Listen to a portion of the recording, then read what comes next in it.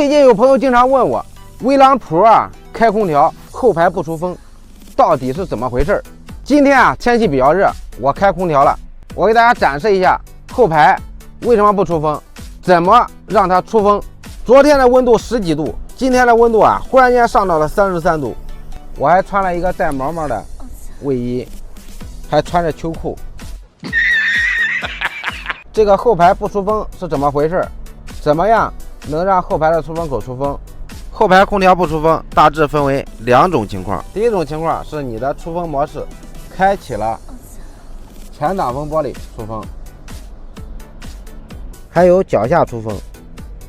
这种模式下后排的出风口是不出风的，后排的脚下出风口就会出风。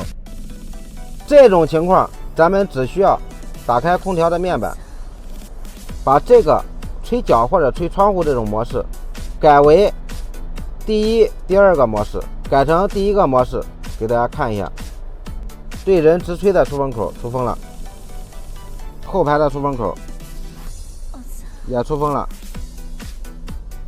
第2种情况是咱们的直吹模式已打开，但是后排出风口仍然不出风，这是什么情况呢？现在啊是直吹模式，咱们这个纸巾盖到这个出风口上，没有任何的动静。